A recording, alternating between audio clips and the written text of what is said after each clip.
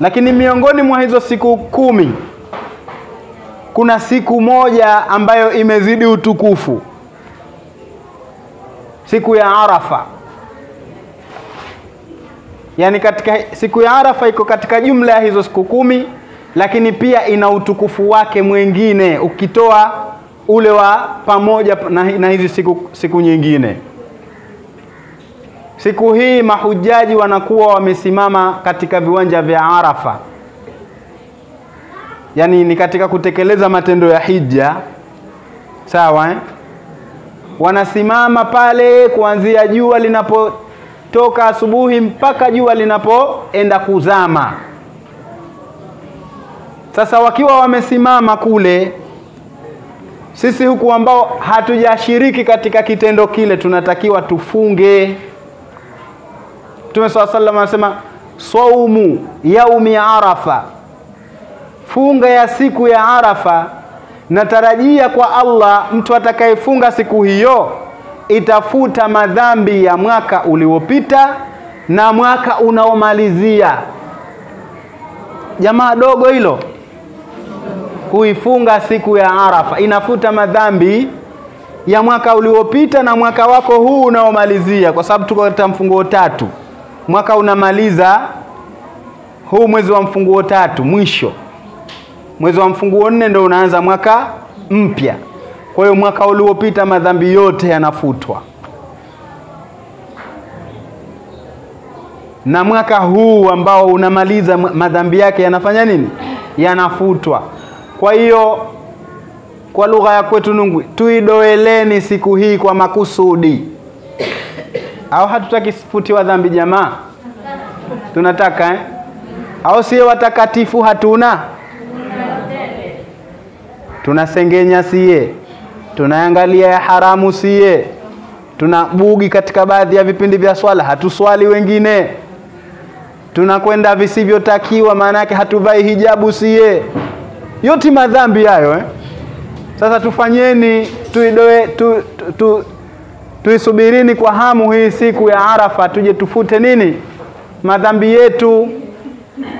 Sawa Na hapa watu wengi sana tunakosea. Mtume sallallahu alaihi wasallam ameitaja siku hii akasema saumu yaumi Arafa, funga ya siku ya Arafa. Nalifafanua kidogo hili nikufahamisheni juu ya khairi. Mtume sallallahu alaihi wasallam man dalla ala khairin kafailihi, atayawafahamisha watu jambo la khairi atapata thawabu kama watakavyofanya. Yani mathalan bijeni alikuwa hajui, mimi nimemfahamisha, akifanya nilivyomfahamisha na mimi napata fungu langu. Yeye ujira wake haupunguki, si kwamba tunagawana zile thawabu. Yeye anapata zake kamili, lakini na mimi napata fungu la kama lile atakalopata yeye.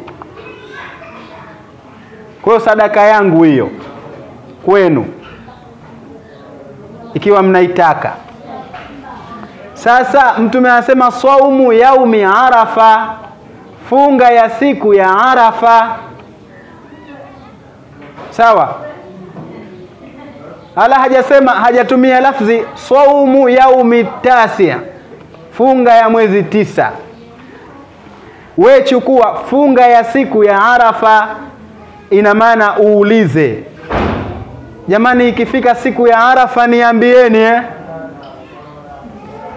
Unaweza ukaja ukambiwa leo ndo siku ya Arafa, mahujaji wanasimama Arafa, ukatazama kale mbona huku kwetu mwezi 8 na Arafa huzamwa mwezi 9. Hilo lisikubabaishe. We cha kuzingatia funga ya siku ya Arafa. Kwa hiyo uitafute siku ya Arafa ndo lini, hata kama kwenu mwezi itakuwa mwezi mosi. Ukishapata uhakika kwamba leo ndo watu wanasimama Arafa, ndo ufunge siku hiyo. Utakapokuja kufunga watu wamesimama Arafa leo, unangoja mwezi 9 wa kwenu, umefunga yaumun nahri.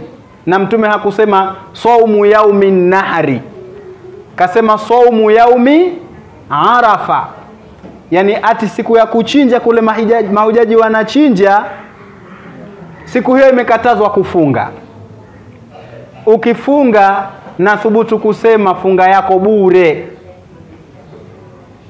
kwa sababu kule kumezungumzwa kwa lugha fasaha kabisa ya Kiarabu, inafahamika. Swaumu yaumi Arafa. Jamaa, tuwaulizeni wanaofahamu, wanaofuatilia mambo, siku ya Arafa ndo lini?